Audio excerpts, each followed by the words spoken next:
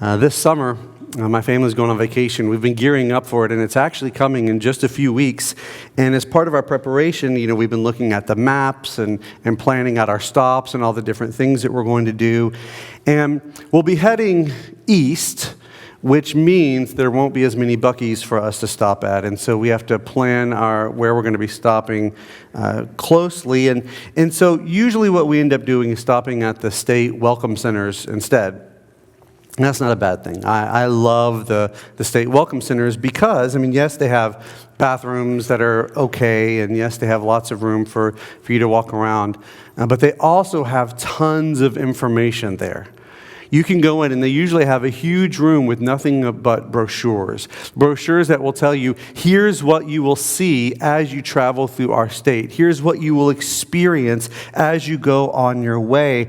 And so it's great because they provide not just a map of the roads, but glimpses and pictures of what you'll find along the road. Our passage this morning in the book of Judges does the same thing.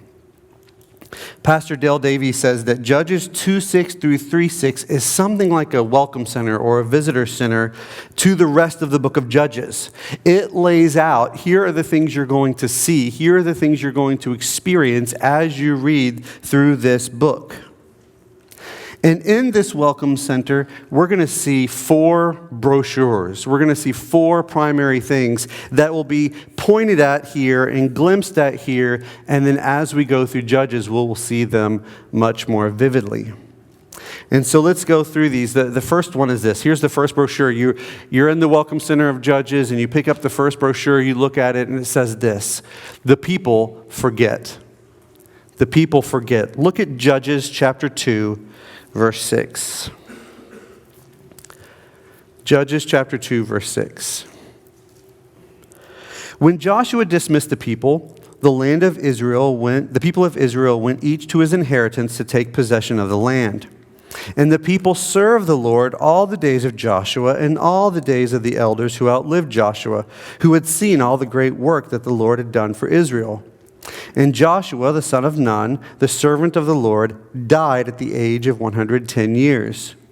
And they buried him within the boundaries of his inheritance at Timnath-Heres, in the hill country of Ephraim, north of the mountains of Gaash. And all that generation also were gathered to their fathers. And there arose another generation after them who did not know the Lord or the work that he had done for Israel. Now, one of the first things that jumps out at me as I read this is right there in verse 6. It says, when Joshua dismissed the people. And it jumps out at me because when you start the book, when you look at Judges 1, the first thing you see is after the death of Joshua. So now Joshua's back alive. No, this is a flashback, right? We're looking back to what happened before Joshua died. And this flashback shows us that while he was alive, the people served the Lord. The Israelites followed the Lord. But after he and everyone in his generation passed away, another generation arose that did not know the Lord. And every time I read this, it shocks me. How could they not know what the Lord had done? Just think about Joshua in particular, right? He's Moses' assistant, he was mentored by Moses. He was his student. Joshua was with Moses on the mountain when God delivered his word. Joshua was one of the 12 spies sent into the land of Canaan. Joshua was one of just 2 people who was alive at that time who also got to enter into the promised land. And so he wandered with Moses for 40 years. And then God used Joshua to lead the people into the land, and he was their spiritual and military leader. Now, that generation that was with him, they did not know life in Egypt, right? That generation had died off in the wilderness. Joshua and Caleb were the only ones left, but the rest of the generation, they grew up in the wilderness hearing the stories of Egypt. They heard the stories of Abraham, Isaac, and Jacob. They heard about the plagues that God brought upon the Egyptians. And besides that, think about all that this generation saw for themselves. They were given manna for food, miraculously provided every morning. They encountered enemies that the Lord rescued them from. They were led by a pillar of cloud by day and a pillar of fire by night. They saw this with their own eyes. So they heard the stories with their ears. They saw some with their own eyes. How could the next generation not know the Lord? How does that happen? And I don't think it was a memory issue. I don't think it was that the people couldn't remember. I think it's that they forgot. You may be thinking, well, wait a second, that's the same thing. No. I think they remembered their history in Egypt. And I think they remembered their history in the wilderness. I think they remembered conquering the land. They remembered the details, but they forgot the Lord. They knew Abraham, Isaac, and Jacob, but they forgot the God of Abraham, Isaac, and Jacob. And I think they forgot due to three things. First, we know that Joshua's generation was fickle. I mean, they served the Lord, yes, but when you read through Joshua and when you read through the first chapter of Judges, what we find is that they didn't really do what God wanted them to do. I mean, they conquered enough of the land so that they could have like a decisive victory, but they didn't completely drive the people out. They had partial obedience. And how quickly they abandoned the Lord, you have to wonder whether they really knew Him and loved Him. And we left off last week at the end of the beginning of chapter 2, where God calls them out on their sin, and they make this big show of weeping and crying, and they offer this sacrifice, but we don't really see repentance. Instead, we are confronted with a people who love God with their lips, but they don't really know Him. They loved God with their mouth, but their hearts were drawn to the Canaanites that lived in the land.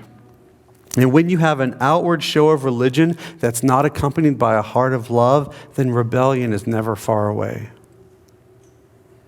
So that's the first reason I think they forgot. They were fickle, right? They had this outward show of religion, but not a heart that was really changed. The second reason I think the Israelites remembered their history but forgot God is that they were poor teachers.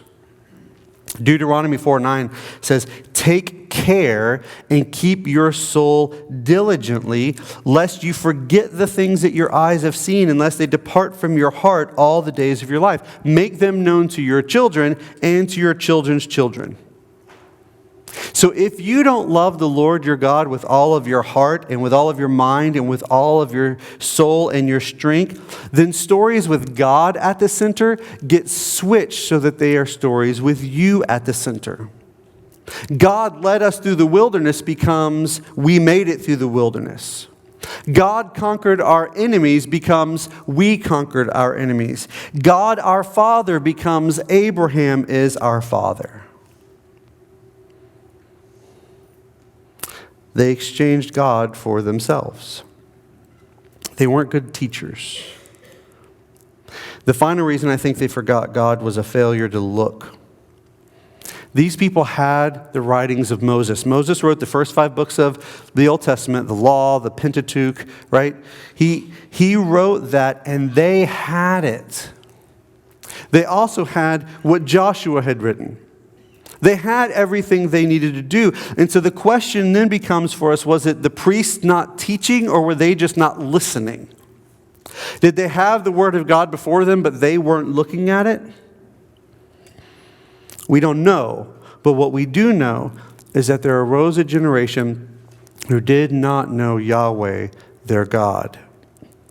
And we'll see this again and again as we go through. Remember, this is a brochure that we're going to see this again and again in the book, is that these people forget their identity. They were supposed to be God's people, and they forgot. That's the first brochure. Let's pick up the second. And what we'll see, the title of the second one is The People Abandoned. The People Abandoned. Look at verse 11. And the people of Israel did what was evil in the sight of their Lord and served the Baals. They abandoned the Lord, the God of their fathers, who brought them out of the land of Egypt. They went after other gods from among the gods of the peoples who were around them and bowed down to them, and they provoked the Lord to anger. They abandoned the Lord and served the Baals and the Ashtaroth. So the anger of the Lord was kindled against Israel, and he gave them over to plunderers who plundered them. And he sold them into the hand of their surrounding enemies, so they could no longer withstand their enemies. Whenever they marched out, the hand of the Lord was against them, as the Lord had warned, and as the Lord had sworn to them, and they were in terrible distress. What one generation tolerates, the next generation accepts. And we'll see this again and again. The Israelites did not drive out the Canaanites. They lived among them. They tolerated them. And in chapter 2, we see that they joined them. And it makes you wonder, okay, yes, they forgot the Lord, but what was it about these Canaanites that the Israelites found so intriguing? I mean, it says they forsake the Lord, they abandon the Lord, they follow after the Baals, they follow after the Ashtaroth. What was it about these gods that made it so enticing for them? When you look, these foreign gods in this passage are all in the plural. You know, it doesn't just say Baal, it says the Baals. And Ashtaroth is the plural form of the goddess Ashtart. And what you had was in the Canaanite area and all the surrounding regions, they each had their own version of what the god Baal was like or what the goddess Ashtart was like. And so they weren't just following one main idea. It was whatever area they were in, they were accepting that as their own. But back to the question of why they were enticed by these various gods. The Canaanites worshipped Baal as the god of fertility and rain. And Ashtart was the goddess of war and fertility. And so for the Canaanites to have rain and crops and babies and to have success on the battlefield, they needed this god Baal and this goddess Ashtart to get together in a sexual relationship.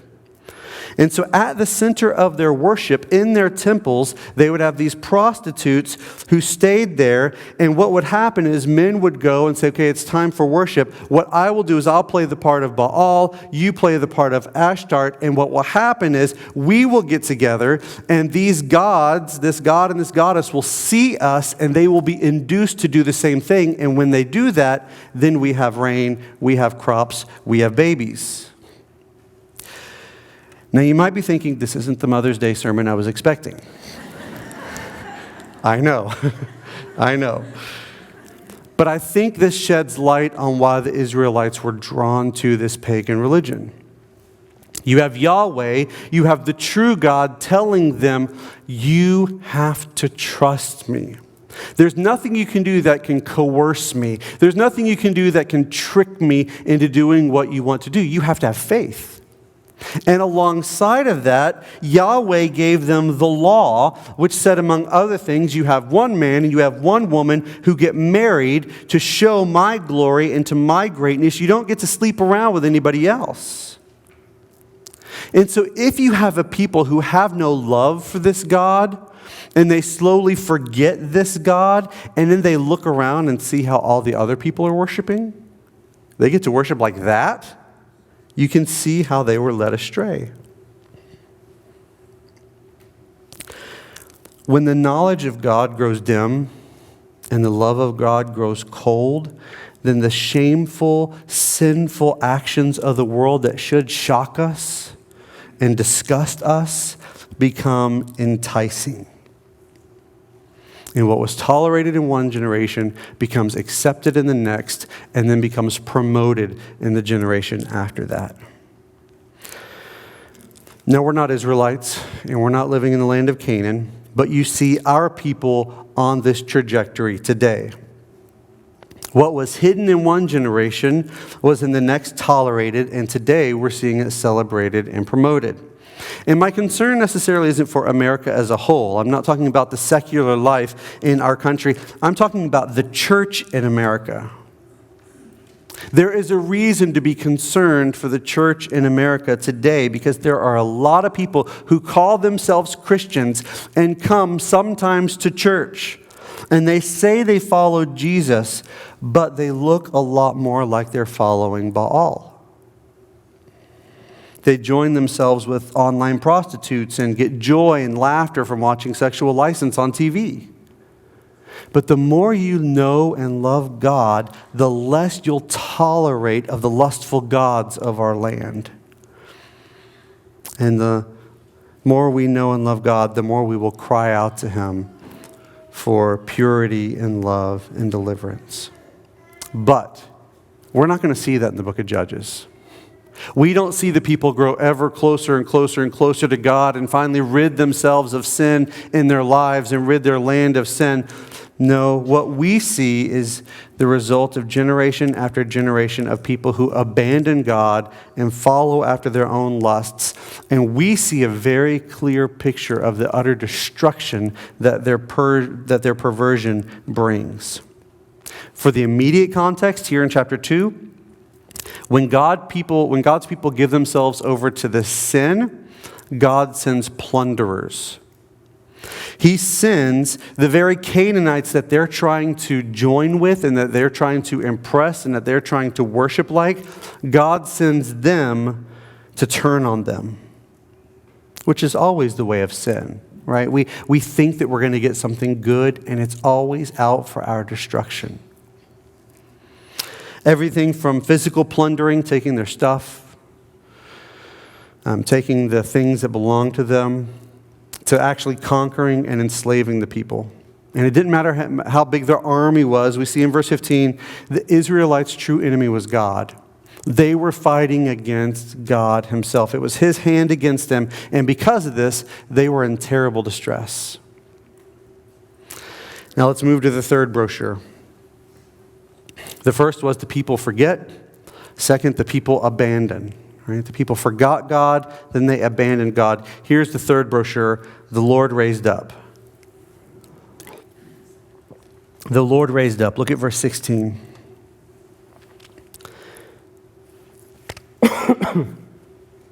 Then the Lord raised up judges who saved them out of the hand of those who plundered Him. They did not listen to their judges, for they whored after other gods and bowed down to them. They soon turned aside from the way in which their fathers had walked, who had obeyed the commandments of the Lord, and they did not do so. Whenever the Lord raised up judges for them, the Lord was with the judge, and He saved them from the hand of their enemies all the days of that judge. For the Lord was moved to pity for their groaning because of those who afflicted and oppressed them. But whenever the judge died, they turned back and were more corrupt than their fathers, going after other gods, serving them and bowing down to them. They did not drop any of their practices or their stubborn ways. And this is really astonishing. And what we see here is that the people aren't just sinning, they're giving their lives over to sin. They're committing their lives to sin. And so God sends these plunderers to wake them up and show them the destruction that will come if they continue on this road, and they don't listen. I mean, they groan because of their affliction. They were in misery because of their circumstances, but notice they don't do anything about it. They don't say, let's clean up the sin in our hearts. Let's get rid of the gods that we've been worshiping after. Let's clean out the land like God told us to. They don't do any of those things. They cry out for their pain, but they don't cry out to God. They want Him to help, but they don't want Him to be their God. And yet, God is still moved to pity. He hears their groanings and is moved by His own love and His compassion for them. And so He sends these judges, these deliverers. But verse 17, they still don't listen. They may shape up enough just to get out of trouble, but as soon as the judge is gone, they fall even further than before. And as we saw last week, these judges are military leaders. They're ones who come along and help drive out whoever's been plundering them. But even though they at sometimes exercised faith in God, they weren't spiritual leaders. They weren't spiritual role models. Instead, the more we go through the book of Judges, we see each judge starts reflecting more and more of the people who live in the land. We see judges who end up looking more like Canaanites than like God.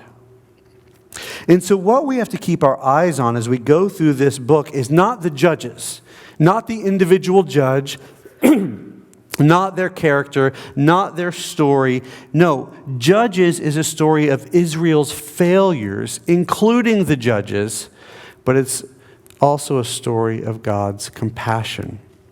Oh, his anger is there. We see his anger flare up. We see his concern for his own holiness among his people. Yes, in Judges, we see the people descend further and further into wickedness, but we also see how God follows them in his mercy. The stubbornness of Israel's heart is only matched in the book of Judges by the steadfastness of God's love. So in the plunder, we see God's pity. Finally, the last brochure. The Lord tested. The people forgot, the people abandoned, the Lord raised up, the Lord tested. Look at verse 20. So the anger of the Lord was kindled against Israel. And he said, because this people have transgressed my covenant that I commanded their fathers and have not obeyed my voice, I will no longer drive out before them any of the nations that Joshua left when he died, in order to test Israel by them, whether they will take care to walk in the way of the Lord as their fathers did or not. So the Lord left those nations, not driving them out quickly, and he did not give them into the hand of Joshua. Now these are the nations that the Lord left, to test Israel by them. That is, all in Israel who had not experienced all the wars in Canaan. It was only in order that the generations of the people of Israel might know war, to teach war to those who had not known it before. These are the nations: the 5 lords of the Philistines, and all the Canaanites, and the Sidonians, and the Hivites who lived on Mount Lebanon, from Mount Baal Hermon as far as Lebo Hamath. They were for the testing of Israel, to know whether Israel would obey the commandments of the Lord, which he commanded their fathers by the hand of Moses. So the people of Israel lived among the Canaanites, the Hittites, the Amorites, the Perizzites, the Hivites, and the Jebusites. And their daughters they took to themselves for wives, and their own daughters they gave to their sons, and they served their gods. Now, out of the 4 brochures we've looked at in this Welcome Center, this one might be the hardest one to read. I mean, the others may be graphic or kind of depressing, but this one is difficult for us because we see that it was God who left the Canaanites in the land. I mean, the Israelites were supposed to drive them out. They were supposed to clear everything out, and they didn't. But God's sovereign hand was also behind it. And we see that these Canaanites were left in the land for 2 reasons: to test the Israelites and to teach them war, how to go to war. In particular, this idea of God testing them can be hard for us to hear. I mean, first from a philosophical side, right? I mean, if God would just take the Canaanites out, wouldn't that take away the temptations? I mean, if God would just, if it's the Canaanite gods that keep dragging the people down, why not get rid of them? Problem solved.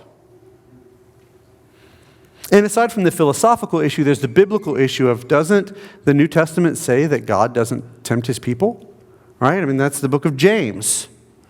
Don't let anybody say that God is testing him. So is this a contradiction? I mean, did James not read the book of Judges? Well, that second question is the easier one to answer because we see that God is not tempting his people here. He's giving them a choice. Which will you choose, holiness or sin? By leaving the Canaanites in the land, God is not, dropping here a little temptation in front of them saying, come on, try this, right? No, he's not tempting them that way. Instead, he's providing them an opportunity. You have a choice. Who are you going to follow, Yahweh or Baal? And that leads us back to the first question, the philosophical issue. Instead of giving the people the option, Yahweh or Baal, why not just take this Baal out of the equation? Then the only thing left is God. Problem solved. But we know that that wouldn't really help the Israelites. The main problem, remember, was not the Canaanites in the land. The main problem was that the Israelites left the Canaanites in the land. Israel was not a good little boy that just happened to get led astray and corrupted by the big bad Canaanites. No, Israel was an unfaithful wife looking for a new lover. As she was going through the land, halfway obeying God and what he called them to do, she also had her eye on the lusts of the land. And this is really important we grasp this because we're going to see it again throughout the whole book. Judges does not merely show the destructive power of a sinful culture. Judges shows the destructive power of a sinful heart, no matter what society it's in. Like in our passage today. The main point of the passage today is to not to be shocked by the sexual license of this pagan worship. The main point is to be shocked that God's people wanted to be part of it. I mean, the purpose of the book of Judges is to show that given the opportunity, the people will fail every time. If they're given an option at all, they will fail. And so God has pity, God sends deliverers, and it doesn't make a difference. Because their hearts are what's wrong. But God doesn't give up on them. Why? Why doesn't he give up on them? Because God has a plan. Underneath all of this, God is doing something. He's doing small things like, hey, I want to make sure they know war. Right? The Israelites throughout their history will continue to be attacked again and again and again, and God wants them to know how to defend themselves. So they need to know war. So one of the good things that God is working out of this bad situation is that. At least they'll know how to fight. But more importantly this, God's bigger plan in Judges was to teach the people that they need deliverance that a mere human couldn't provide. They needed a deliverance greater than their situation. They needed deliverance from an enemy that was greater than the people in the land of Canaan. What they needed was deliverance from themselves. They needed to be rescued from their own sinful hearts. And just like the prodigal son who didn't come to his senses until he was sleeping with the pigs, God will allow the Israelites to follow their own sinful heart to the depths. But it was all part of his greater plan to show them the depths of his merciful heart. And so we're able to see this in a way that those in the book of Judges couldn't grasp. Because we get to see God's plan come to fruition. Judges is all about God letting the people go into the depths of their sin, but we get to see the depths that God goes to deal with that sin. God sent his son, the perfect judge, who didn't follow after all the ways of the world, who was perfectly obedient, to come and rescue his people.